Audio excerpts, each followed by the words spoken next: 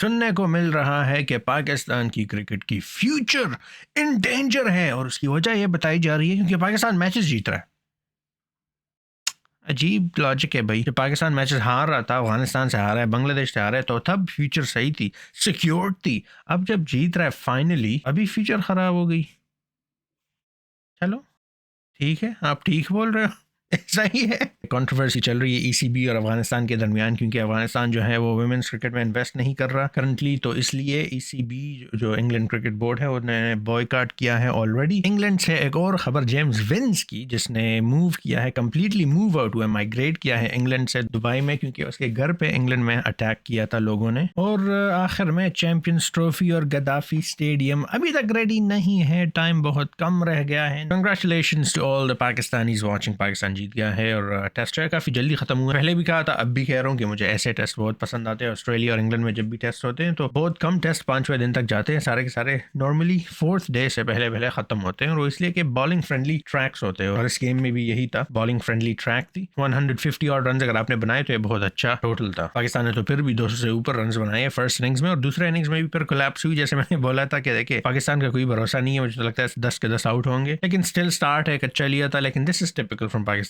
दो एक प्लेयर्स जो होते हैं वो पार्टनरशिप लगा के खड़े हो जाते हैं, 100 रन बना देते हैं और फिर 150 पे सारा टीम आउट। ये कोलैप्स जो है ये मस्ट है, ये हर बार होता है, ये हर टीम के खिलाफ होता है। अगर अफगानिस्तान हो, जिम्बाब्वे हो, जो भी हो, ऑस्ट्रेलिया हो, इंडिया हो, it doesn't matter, opponent doesn't matter, Pakistan ने कोलैप्स करना है और इस बार भी किया। लेकिन like I said, it was a tough track, conditions काफी बुरी थी बैटिंग के लिए और बहुत बॉलिंग फ्रेंडली विकेट थी। जैसे उनके बॉलर जमेल वारकन ने भी, स्पिनर जो है लेफ्ट आर्म, 7 विकेट्स लिए उसने। Very friendly bowling conditions. Seales जो उनका प्लेयर था फर्स्ट इनिंग्स में, पेसर था, उसने भी 3 विकेट्स लिए, सबसे ज्यादा विकेट्स उनके साइड पे फर्स्ट इनिंग्स में एक पेसर ने लिए। मतलब ऐसा भी नहीं है कि पेसर्स विकेट नहीं ले सकते, बस देखिए समझा करें ना, अगर उनके पेसर्स विकेट्स ले रहे हैं और हमारे नहीं ले रहे तो बस मसला कहाँ पे है, मसला हमारे पेसर्स में है, विकेट्स और इन चीजों में नहीं है। And as I said, of course ये विकेट्स तो स्पिन फ्रेंडली है, ऐसे मैं नहीं कह रहा कि पेस फ्रेंडली है, लेकिन अगर पेसर को बॉलिंग करनी आती हो तो विकेट्स ले सकता है इस पे, जैसे सील्स ने करके दिखाया। लेकिन हमारा ये बीच में जो विंडो आया था जब हम हारते आ रहे थे, और अभी भी मतलब हम बिल्कुल लास्ट पे, शायद इस सीरीज के बाद हम लास्ट पोजीशन से बच जाए, but we were basically going down hill. उसकी रीजन ही यही थी कि हमारे कोई भी ऐसा एक पेसर नहीं था जो कि परफॉर्म कर रहा था। आई मीन ऑस्ट्रेलियन कंडीशन में, इंग्लैंड कंडीशन में, इन सब में ठीक है वो 2-3 विकेट ले लेते थे, लेकिन अगर आप अपोजिशन के बॉलर्स को देखें उन्होंने कैसी परफॉर्मेंस दी, फिर आप हमारे बॉलर्स को कंपेयर करें तो इट डजंट मेक सेंस। बहुत बड़ा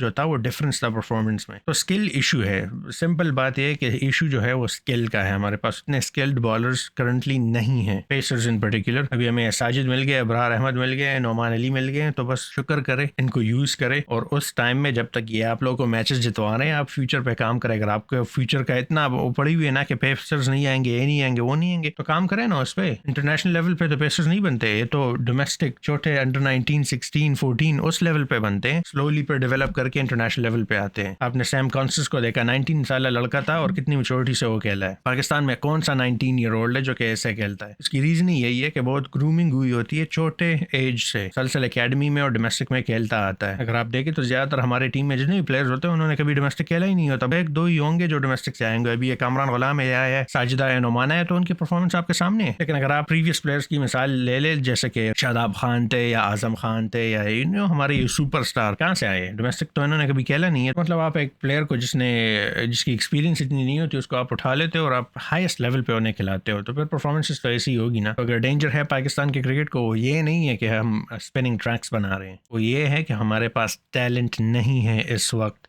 पेस बॉलिंग में। हमारे जो बेस्ट बॉलर हैं वो टेस्ट में मुसलसल फेल होते आ रहे हैं, मुसलसल कंटिन्यूसली। ऐसा नहीं कि एक मैच में या 2 मैच, मुसलसल match after match after match बुरी परफॉर्मेंस उनकी आ रही है। हमारा सिर्फ ये एक मोहम्मद अब्बास है जो कि टेस्ट के लायक है, और कोई पेस बॉलर भी टेस्ट के लायक नहीं है, वो नहीं कर सकते। दुनिया जो है भी 2025 में है, लेकिन हम वही 1990s में है, जब हमारे पास शोएब अख्तर होते थे, इमरान खान होते थे, वसीम अकरम, वक़ार यूनुस, ये लोग जब होते थे ना, आकिब जावेद, रेवोल्यूशनाइज करवाई जिन्होंने पेस बॉलिंग को, रिवर्स स्विंग ईजाद की। तो हम अभी भी उस मेंटालिटी के साथ जा रहे हैं कि यही हमारी तो ये हिस्ट्री है कि हम लैंड ऑफ द पेसर्स हैं। हाँ, एक टाइम था कि हम थे, बिल्कुल थे। इनके बाद भी फिर हमारे पास बहुत अच्छे पेसर्स आए, मोहम्मद आसिफ आए, मोहम्मद आमिर आया है, उमर गुल आए, बहुत अच्छे पेसर्स आए हैं, लेकिन अभी नहीं है। अभी हमारे पास ऐसा पैच आया है जिसमें में हमारे पेसर्स परफॉर्म नहीं कर पा रहे, अगर आपकी यही एक्सक्यूज है कि विकेट्स ऐसी है विकेट्स वैसी है, तो मैंने तो आपको सील्स की एग्जांपल दे दी। इस मैच में उनके पेसर्स ने विकेट ली है। इससे पहले बांग्लादेश के साथ जो सीरीज थी वो उनके 2 पेसर्स जो आए थे नए लड़के, तो उनका मैंने कभी नाम भी नहीं सुना था, उन्होंने विकेट्स नहीं ली। इंग्लैंड से जब हम पहला टेस्ट हारे थे उसमें इंग्लैंड के पेसर्स ने विकेट नहीं ली। भाई विकेट सब ने ली है, अगर नहीं ली तो सिर्फ और सिर्फ पाकिस्तानी पेसर्स ने नहीं ली। That's the only difference. आप सारे के सारे मैचेस देख ले, जब भी हमने बेस फ्रेंडली विकेट्स भी बनाए हैं हमारे बॉलर्स ने विकेट्स नहीं ली उस पे। तो मसला ये नहीं है कि हम अभी स्पिन फ्रेंडली विकेट्स बना रहे हैं, दैट्स फाइन। अगर ऑस्ट्रेलिया जाते हैं तो वहाँ पे पेस फ्रेंडली विकेट्स होते हैं क्योंकि उनके सारे जो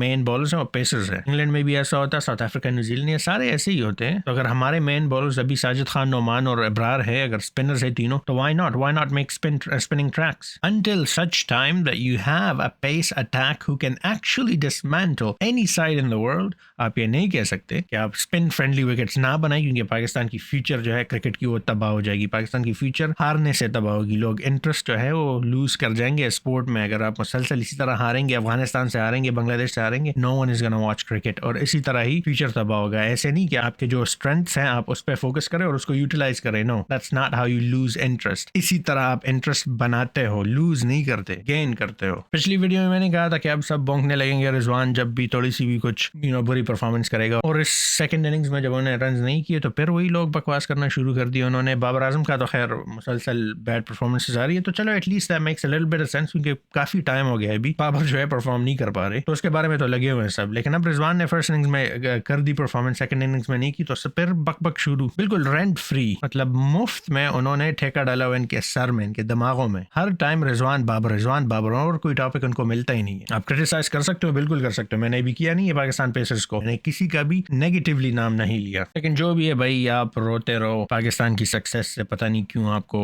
तकलीफ पहुंचती है, आपको खुशी होनी चाहिए, उल्टा आप ऐसी फजूल बातें करने लग गए हो। तो कंग्रेचुलेशन टू पाकिस्तान। साजिद खान ने 5 विकेट ले ली इस बार, और उसने इंटरव्यू में कहा था प्रेस कॉन्फ्रेंस में कि मैं रिजवान और बाबर को वो ये वाली सेलिब्रेशन करता देखना चाहता हूं, और वो कर दी, तीनों सामने आ गए और ये वाली सेलिब्रेशन की जब 5 विकेट उसने ली सेकंड इनिंग्स में। फर्स्ट इनिंग्स में वो ऑब्वियसली मिस कर गया, लेकिन नोमान ने ली है, नोमान ने इसमें सिर्फ 1 विकेट ली है और अब्रार ने 4 विकेट लिए, तो काफी अच्छा अटैक, स्पिन अटैक बन रहा है पाकिस्तान का इस वक्त। नोमान अली लेफ्ट आर्म है, फिर साजिद खान है, वो ऑफ स्पिन करवाते हैं, और फिर यू हैव इब्रार का, तो इब्रार को किस तरह का मुझे नहीं पता, ऑफ स्पिन है क्या चीज़ है, लेग स्पिन है, ऐसे क्या बोलते हैं, लेकिन इब्रार पर डिफरेंट है, तो ये अच्छा है। तीनों बॉलर जो है वो डिफरेंट वेरिएशन करवाते हैं स्पिन की, तो इट्स वेरी गुड, एंड मेरे ख्याल में इसलिए इतना सक्सेस मिल रहा है इन तीनों को इकट्ठा खेलते हुए, क्योंकि बैट्समैन जो है वो सेटल नहीं हो पा रहा है। एक बॉलर एक जैसे बॉल करवा रहा है, दूसरे जैसे, और तीसरे का तो फिर पूरा हाथ ही जो है ना वो डिफरेंट, मतलब लेफ्ट आर्म है ना, तो पूरा एंगल और बिल्कुल सब कुछ उसके लिए चेंज करना पड़ता है, तो बैट्समैन सेटल ही नहीं हो पा रहे। जी लास्ट वीडियो में मैंने कहा था कि कंट्रोवर्सी चल रही है ईसीबी और अफगानिस्तान के दरमियान, क्योंकि अफगानिस्तान जो है वो वुमेन्स क्रिकेट में इन्वेस्ट नहीं कर रहा करंटली, तो इसलिए ईसीबी जो इंग्लैंड क्रिकेट बोर्ड है उन्होंने बॉयकॉट किया है ऑलरेडी अफगानिस्तान से। अफगानिस्तान के साथ वो कोई बायलैटरल सीरीज नहीं खेलेंगे until the moment when they start investing in women's cricket, और उन्होंने ये प्रपोजल भी दिया था कि हम अफगानिस्तान के खिलाफ नहीं खेलेंगे चैंपियंस ट्रॉफी में भी और वर्ल्ड कप में भी। तो उस पर तो आईसीसी ने सख्त एक्शन लिया, उन्होंने कहा कि भाई आराम से बैठो, अगर तुमने नहीं खेलना मत खेलो, लेकिन हमारे जो सीरीज है, हमारे जो टूर्नामेंट्स है उन्हें खराब मत करो। तो उससे तो बैकआउट हो गए, वो मान गए कि नहीं हम खेलेंगे अफगानिस्तान के साथ चैंपियंस ट्रॉफी में और वर्ल्ड कप में भी। लेकिन बायलैटरल पे वो जो है अभी भी वो टिके हुए हैं, वो बोल रहे कि नहीं हमने नहीं खेलना इनके साथ क्योंकि वुमेन्स राइट्स और ये और वो, और मतलब सही है, सही बात कर रहे हैं, ये सब कुछ होना चाहिए, बट मेरे ख्याल में तो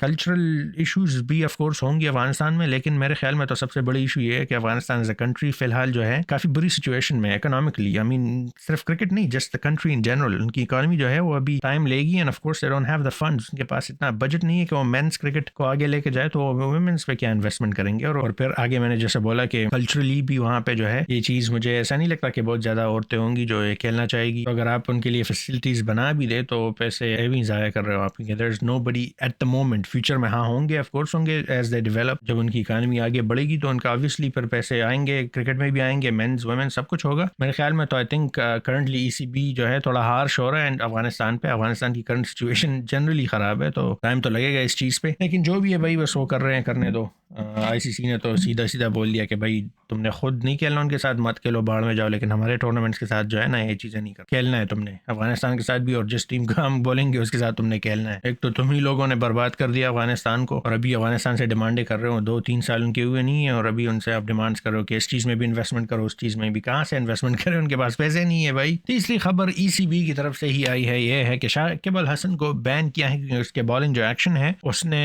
टेस्ट फेल किया है, वो इलीगल बॉलिंग एक्शन है, तो बॉलिंग करने से बैन है। क्रिकेट आई मीन बैटिंग और फील्डिंग तो कर सकता है, बॉलिंग से उसे बैन किया है, और वो भी ईसीबी ने किया है। So that means it doesn't apply to every series या tournament, it only applies to ECB के जो लीग्स हैं, जो टूर्नामेंट्स है, जो सीरीज है। तो इंग्लैंड के साथ जितने भी होंगे और वेल्स के साथ, क्योंकि वो कंबाइंड बोर्ड है वेल्स और इंग्लैंड का, तो उसमें शाकिब अल हसन मतलब उनके काउंटी जो है और 100 और लीग और ये वो जो है, ये सब में वो नहीं बॉलिंग कर पाएंगे क्योंकि उनका एक्शन जो है इलीगल है। तो ईसीबी जो है, ECB is not coming slow, Afghanistan के पीछे भी पड़ा हुआ है, शाकिब को भी बैन कर दिया। चलो खैर, शाकिब का तो मेक सेंस, अगर बॉलिंग एक्शन इलीगल है, टेस्ट हो गए और उनसे प्रूव हो गया कि इलीगल है तो बस ठीक है, इलीगल है ना। और इंग्लैंड से एक और खबर जेम्स विंस की, जिसने मूव किया है, कंप्लीटली मूव आउट हुआ, माइग्रेट किया है इंग्लैंड से दुबई में, क्योंकि उसके घर पे इंग्लैंड में अटैक किया था लोगों ने, और ऑब्वियसली वो मूव आउट हुए। तो जो काउंटी क्रिकेट की उनकी टीम थी, आई थिंक हैम्पशायर थी, उसके कैप्टन थे, कोई 10 साल से वो कैप्टन कर रहे थे उस टीम को, और उसकी वजह से वो इस साल वो नहीं खेलेंगे और ना ही कैप्टन होंगे। So after 10 years he has to give up his captaincy badge, और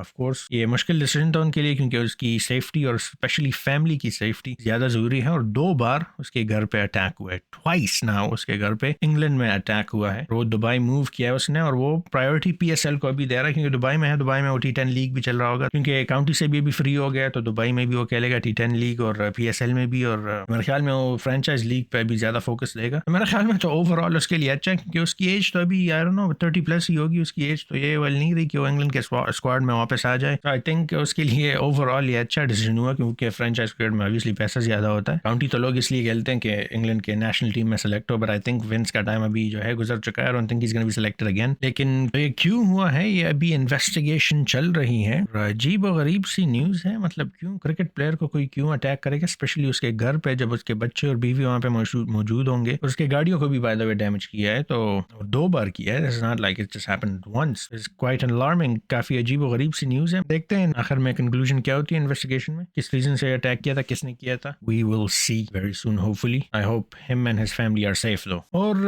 आखिर में चैंपियंस ट्रॉफी और गद्दाफी स्टेडियम अभी तक रेडी नहीं है, टाइम बहुत कम रह गया है। 19 फरवरी यानी कि exactly 1 month from now tournament शुरू होगा, लेकिन इनको जो डेडलाइन दिया था ऑब्वियसली आप 19 तक तो नहीं करेंगे, आप उससे पहले सब कुछ प्रिपेयर करेंगे। उसमें कोई पीछे 5 दिन जो है वो अभी बाकी हैं, और लेट्स सी क्या होता है। वंस अगेन मिसमैनेजमेंट नजर आ रही है पीसीबी में भी और पाकिस्तान में इन जनरल, और अगर ये प्रिपेयर ना कर पाए तो शायद कंप्लीटली मूव करे चैंपियंस ट्रॉफी को पाकिस्तान से दुबई में, और ये एक बहुत ही बड़ी एम्बेरसमेंट की बात होगी। लेकिन मैं पिछले उसमें भी बात की है इसके बारे में कि हमारा हमेशा ये डेडलाइन पे बिल्कुल आखिरी सेकंड पे तैयारी करना, सबमिट करना, ये हमारी आदत है। जब एग्जाम्स भी हमारे होते हैं, एग्जाम से 1 दिन पहले तैयारी शुरू करते हैं, मतलब पूरा साल जो है वही फजूल में अयाशिया कर रहे होते हैं, और जब एग्जाम आता है फिर 1 दिन पहले ही, जो 1 रात पहले, दिन भी नहीं, बस उस द नाइट बिफोर बस स्टडी स्टार्ट और रट्टा लगा के पेपर पास। तो ये तो चलता है भाई, ये तो नॉर्मल सीन है। मुझे भी ऐसा लगता है बिल्कुल आखिरी दिन पे करेंगे कि बस अब रेडी है। जो भी है होप बने और ट्रॉफी हो पाकिस्तान में, क्योंकि फ्यूचर के बहुत फिक्र है ना इन लोगों के साथ, तो यही चीज़ें जो है ना ये मैटर करती हैं। आपके स्पिनर्स और इससे कोई फ्यूचर व्यूचर वो नहीं होता। आपके जब स्टेडियम्स रेडी नहीं होते बड़े टूर्नामेंट्स के लिए, तो इससे फ्यूचर खराब होता है। तो उस पर फोकस दे, बाकी छोड़े। साजिद खान को, नुमान और इब्रार को छोड़े, वो बहुत ज़बरदस्त परफॉर्मेंस दे रहे हैं। आप जले मत उनसे। आपके दोस्तों को चांस नहीं मिल रहा टीम में, इसलिए आप बकवास कर रहे हो, बस छोड़े, हमें पता है क्या चल रहा है। एनीवेज ये थी वीडियो। सेकंड टेस्ट जो है वो भी शुरू होने वाली है, तो बहुत एक्साइटेड हूँ देखने को, क्योंकि फर्स्ट टाइम जो है कॉन्फिडेंस मिला है हमें भी और पाकिस्तान की टीम के प्लेयर्स के भी। वो इतने डोमिनेंटली जीत रहे हैं, मतलब काफ़ी बड़े मार्जिन से मुसलसल जीतते आ रहे हैं, और जो मैचेस हारे भी हैं साउथ अफ्रीका के खिलाफ, तो वो भी काफ़ी क्लोज मैचेस थे, मतलब इतना बुरा भी नहीं था परफॉर्मेंस। हाँ हारे of course, but they played really well and that's all that matters at the end of the day. पर एनीवेज ये थी मेरी video. I hope you liked it. If you did, do drop a like, subscribe करें अगर आपने अभी तक नहीं किया, and I will see you next time. Until then अलविदा, खुदा हाफिज एंड गुड बाय।